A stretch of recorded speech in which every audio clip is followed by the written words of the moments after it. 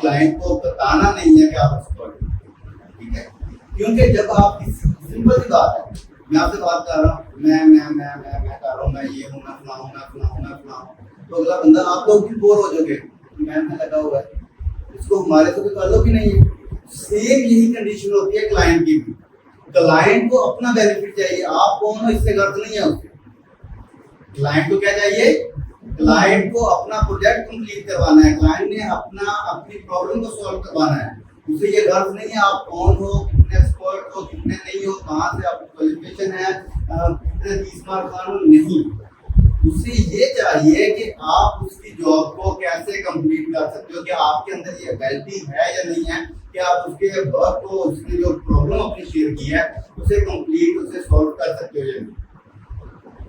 बात समझ आए? मैं जो इतना फर्क पा रहा हूँ, आपको ये चीजें समझाना चाह रहा हूँ, उसका मतलब यही है कि यार आप हर सिचुएशन में ये वर्क, आपके पास जब भी कोई नई जॉब पोस्ट हो तो आपके पास प्रॉपर प्रपोजल हो आपके माइंड में, आप उस पर एक नया प्रपोजल लिख सको। मैं ये भी कर सकता था कि मैं जैसे आपको प्रपोजल की क्लास थी, एक टेम्पलेट उठा के आपको देता, अन्य केस में मॉडिफिकेशन करके आप अपना लीड के लिए यूज कर सकते हैं, तो मेरे पास मल्टीपल पड़े हुए हैं, ठीक है? लेकिन नहीं, आपको समझाना ये चाह रहा हूँ, कल को अगर आप नई स्किल सीखते हो, किसी दूसरी स्किल पे मूव करते हो, किसी अगले पर्सन को समझाने जा रहे हो, तो आपके पास जब पॉइंट्स क्लियर होंगे आपके माइंड में, तो आप एक तो उस पर अप्लाई अच्छे से कर सकोगे, दूसरा किसी और पर्सन को समझा सकोगे, ठीक है? तो तीसरी बात ये है कि अगर आप किसी भी स्किल में मूव करते हैं, तो ये जो पॉइंट्स आपको समझा रहा हूँ, ये आपके हर स्किल में आपको प्रपोजल के लिए बेस्ट है, आपको हर स्किल में काम आएंगे। वो ग्राफिक डिजाइनिंग है, वो एसईओ है, वो सोशल मीडिया मार्केटिंग है, वो वेब डेवलपमेंट है, कोई भी स्किल है, अगर आप इन 5 पॉइंट्स के थ्रू इन 5 पॉइंट्स को मेंशन करते हो, प्रपोजल लिखते हो, एक अच्छा प्रपोजल लिखते हो, तो आपको वहां पे इंशाल्लाह अच्छा रिस्पांस मिलेगा। आज एक बच्ची है बैच नंबर 10 की, उसने मुझे हैरान कर दिया है। वो आई है फटाबाद के साथ इलाका कौन सा है, हासनपुर, दुनियापुर, के आसपास हरुणाबाद से। और वो बच्ची सिर्फ यहाँ पे हॉस्टल में रह के हरुणाबाद से कोर्स कर रही है वर्क का, और ऑलरेडी वो मेरे यूट्यूब चैनल से सीखकर $200 प्लस अर्निंग कर चुकी है, और 2 उसके पास कंटिन्यू कॉन्ट्रैक्ट है जो चल रहे हैं, और वो सारे क्लाइंट जो प्रपोजल से लेके आए, ठीक है? सिर्फ बात नहीं है कि जिस दिन आपके माइंड में बात पिक हो गई, आपको समझ आ गई कि आपने ये करना कैसे है, उस दिन किसी भी तरह की जॉब होगी आपके लिए प्रपोजल लिखना मुश्किल नहीं होगा। या और मेरे पास ऐसे लड़का एक बशीर आया था लास्ट बैच नंबर 6 में, उसकी 6K अर्निंग हो चुकी है, सिर्फ और सिर्फ यूट्यूब से सीखा। बात सिर्फ इतनी सी है कि जिसको बात पिक हो गई, अब किसी को जल्दी पिक हो जाती है, किसी को लेट पिक होती है, किसी ने यूट्यूब वीडियो से देखकर पिक कर ली है, जिनको जो है वो क्लास में बैठकर समझ आ गई है। आप लोगों को भी 50% आ चुकी है, आपके प्रपोजल में वो चीज जो आप बताना चाह रहे हो आप बता रहे हो, लेकिन जिस तरह बतानी चाहिए वो नहीं बता रहे, ठीक है? तो आज की क्लास में मैं आपका वही कॉन्सेप्ट दूर करूंगा कि आपने प्रपोजल में जो बात, आप सबने जॉब के रिलेटेड लिखा था प्रपोजल, सब बच्चों का जॉब के रिलेटेड था। यदि मैं इसको ये नहीं कहूँगा आपको बहुत ही बुरा प्रपोजल है, जॉब के रिलेटेड नहीं। अब कुछ की जैसे इस बच्चे की है ग्रामेटिकली मिस्टेक्स हैं, एक दो और थे जिनकी ग्रामेटिकली मिस्टेक्स थी, बड़ी बात नहीं है, कोई बुरी बात नहीं है, ये होती है, एज अ बिगिनर होती है, हम अंग्रेज की बात तो है नहीं, ऐसा ही है ना। तो यह जब मैं स्टार्ट किया था, मुझे आपने तो फिर अच्छी इंग्लिश लिखी, मुझे भी नहीं आती थी, ठीक है ना? तब और तब टेम्पलेट चल जाते थे, तब कॉपी पेस्ट प्रपोजल चल जाते थे, ठीक है ना? लेकिन इंग्लिश का ना आना ये कोई बुरी चीज नहीं है, और इंशाल्लाह ये वक्त के साथ साथ आ जाएगी। इसका आसान हल मैंने उस दिन भी क्लास में बताया था। सबसे पहले तो ग्रामरली इंस्टॉल करो, फिर किसके पास इंस्टॉल है, बाकी सब भी ग्रामरली एक एक्सटेंशन है, उसको इंस्टॉल करें, लॉगिन करें, वो आपकी जो भी आप मिस्टेक करेंगे ग्रामेटिकली वो आपको बता देंगे, हाईलाइट कर देंगे उसको आप, और आपको उसको सजेशन भी दे देंगे ये वर्ड इस तरह नहीं, इस तरह यूज करना है, इस सेंटेंस में ये ग्रामर यूज होगी, ये वर्ड यूज होंगे। तो आप पूरी आपकी जैसे आप लिखते जाएंगे आपको वो ठीक करवा दी जाएगी और ऐसा ऐसा within week two week 3 weeks आपकी इंग्लिश बेहतरी की तरफ चली जाएगी। ठीक है। दूसरा मैंने मेथड आपको ये बताया कि जब आप प्रपोजल लिखो उसको कॉपी करो, उसको कन्वर्ट करो इंग्लिश टू उर्दू में जाके, उर्दू में जाके पढ़ो। कहीं ये गुलाबी उर्दू तो नहीं बन रही, अगर ये गुलाबी उर्दू बन रही है तो इस बात गुलाबी इंग्लिश में भी लिखा हुआ है आपने, ठीक है, तो वहां पे उर्दू में उसको कन्वर्ट करो, उर्दू में उसकी मिस्टेक दूर करो। अब उसका अकाउंट इंग्लिश की मिस्टेक्स, यार आपने आई हैव लिखा हुआ है, हो सकता है वहां पे आई हैड आना हो, ठीक है, तो हैव से अच्छा तर्जुमा सही नहीं बनना, उर्दू में वो मतलब सही नहीं बना, तो हैड कर दो, हैव बीन कर दो। तो देखो जहां पे अच्छा तर्जुमा सेंटेंस कंप्लीट हो रहा है, ठीक है, आपका एक तो आपको वर्ड याद हो गया कि हमने इस फिक्रे में इस तरह के सेंटेंस में क्या चीज इस तरह के वर्ड यूज करने हैं, और दूसरा आपका प्रपोजल भी ठीक हो गया। बात समझ आ रही है? तो ये 2 लाइंस आपको समझ आई यहाँ से। क्या आपने थोड़ा सा एलैबोरेट भी करना है, सिर्फ ये नहीं कहना कि आई एम एक्सपर्ट इन, कैसे एक्सपर्ट हो? बात समझ आ रही है कि ऊपर से गुजरती जा रही है, लगता तो ऐसे कि सीधी दीवार में जाके लगती है और सीधे मेरे मत्थे में आके लगती है, ठीक है। तो पहली चीज, अच्छा इकरा आपकी जो पहली गलती है वो ये है कि आपने ये हेडिंग प्रपोजल में नहीं होती, आपने ये नहीं करना, ठीक है, देखने में बहुत अच्छा लग रहा है, लेकिन हर चीज के अंदर एक उसका एक लेआउट होता है, तरीकाकार होता है।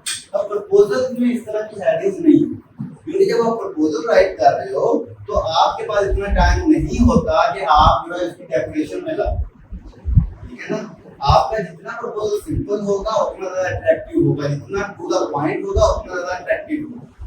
बात समझ आ रही है? तो फर्स्ट 2 लाइन जो आपने यहाँ तक लिखा बहुत अच्छी लिखी है आपने बोर्ड पर। उसके बाद प्रोजेक्ट ओवरव्यू आपको नहीं जरूरत यहाँ पे लिखने की, क्लाइंट ने मेंशन कर दिया हुआ है, क्लाइंट ने बता दिया कि क्या चाहिए उसे, उसने अपनी जॉब में डिस्क्राइब कर दिया, तब उस पे आप जाके समझ के प्रपोजल उस पे लिख रहे हो, ऐसे ही है ना, ठीक है। तो आपको ये प्रोजेक्ट ओवरव्यू लिखने की जरूरत नहीं है, ठीक है, बिजनेस टाइप ये चीजें मेंशन करने की जरूरत नहीं है, ठीक है।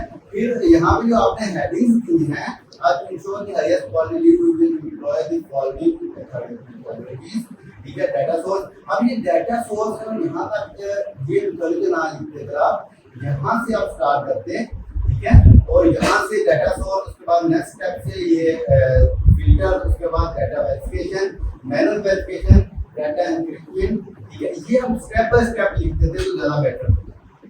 बात समझ आ रही है? ठीक है ना। अब ये हेडिंग अगर देनी भी है हेडिंग आपने पहली बात ये जो आपने ये बोल्ड किया हुआ है यहाँ पे बोल्ड हो गया, आपको एक ही तरह का टेक्स्ट स्टाइल मिलेगा, आपको पूरा प्रपोजल उसी में लिखना, ठीक है ना। बात समझ आ रही है? तो आपकी जो आपने ये हाईलाइट किया ये वर्ड में आए, इसको भी कॉपी पेस्ट करके जब हम एंटर करेंगे तो यार सारा सेम टेक्स्ट में ही बाय डिफॉल्ट जो उनका टेक्स्ट है तो इसी में कन्वर्ट हो जाएगा। हेडिंग आपकी हेडिंग्स का कोई मतलब ना हुआ, फायदा ना हुआ, ठीक है। तो बजाय इसके कि आप इनको और मुश्किल करो या इस पे टाइम लगाओ, आप इसको यहाँ से स्टार्ट करो हेडिंग्स को, ठीक है ना। या फिर इस सब वर्क की आप एक हेडिंग दे सकते हो, स्ट्रेटजी ऑफ माय वर्क या strategy to complete your project, ठीक है। उसको आप एक लाइन लिख के नीचे आप पैराग्राफ इनको सब एक पैराग्राफ में मतलब कि यहाँ पे लाइन है और यहाँ दूसरा तीसरा एक लाइन में डिस्क्राइब कर सकते हो कि आप इस वर्क फ्लो को, इस प्रोजेक्ट को किस तरह से डन करोगे, किस तरह से कंप्लीट करोगे, कौन कौन से टूल यूज करोगे, ये सारी, ठीक है ना। और उसके बाद ये हेडिंग्स देने की जरूरत नहीं थी, ठीक है ना। वो टाइमलाइन बात लिखने की प्रोजेक्ट इंफॉर्मेशन देता है, बार बार एक ही बात को करने की जरूरत नहीं है, ठीक है। इसको आप एक लाइन में मेंशन भी कर सकते हो, नहीं भेजना भी लोग तो बेहतर है। अच्छा बजट, इतनी देखो जब भी आप किसी पॉइंट के बारे में बात कर रहे हो, लाइक अगर हम मेन चीज के बारे में बात कर रहे हैं कि ईमेल वेरिफिकेशन के बारे में, डाटा गैदरिंग के बारे में, या फिर हम बात कर रहे हैं कि हम ये प्रोजेक्ट कंप्लीट कैसे करेंगे, तो वहां पे हमें डिटेल में लिखने की जरूरत है। हम उसको 3 लाइनों में 4 लाइनों में लिख सकते हैं, लेकिन जो चीज इंपॉर्टेंट नहीं है, लाइक एक छोटा सा पॉइंट है वो इतना ज्यादा इंपॉर्टेंट नहीं है, तो उसके बारे में 3-4 लाइनें लिखने की जरूरत नहीं है। आप बजट की जगह सिंपल इसमें ये ऐड कर सकते हो, I will charge $200 for this project, या I need $200 for this project. बात समझ आ रही है? तो जितना छोटा पॉइंट है उस हिसाब से आपने वो चीज आगे मेंशन करनी है। बात समझ आ रही है? अच्छा, कंक्लूजन है। अच्छा, यहाँ पे भी ये आपको ये इतना लंबा ये 2 पैराग्राफ लिखने की जरूरत नहीं। कॉल टू एक्शन देते सिंपल सा, looking forward to working with you and I will give you a example of some lead if you want. Let's chat, let's discuss furtherly in the project, sorry in the inbox। ठीक है, I am available for a Zoom meeting, audio और video Zoom meeting। ठीक है, ये call to action है। हाँ, बेशक आपने ये बहुत अच्छा लिखा हुआ है, लेकिन ये हमारे अपवर्क पे या प्रपोजल में ये फिट नहीं बैठता। अगर हम किसी कंपनी को डायरेक्टली अप्लाई करने जा रहे हैं थ्रू लिंक्डइन, जो मैं इंस्टा नेक्स्ट आके आपको सिखाऊंगा, थ्रू लिंक्डइन अप्लाई कर रहे हैं, थ्रू ईमेल अप्लाई कर रहे हैं, उसमें इस तरह की बातें, वो जो चिकनी चुपकी बातें हैं वो हमें करेंगे, हम करेंगे। उसके लिए आप जितना डिटेल मर्जी उसको एप्लीकेशन को बना लो, इट्स ओके।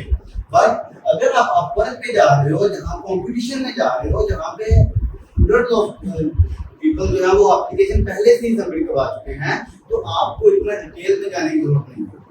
आपको इतने लंबे लंबे पैराग्राफ उस लाइन के बारे में लिखना जरूरी नहीं है जो कि आप एक लाइन में उसको कंप्लीट कर सकते हो।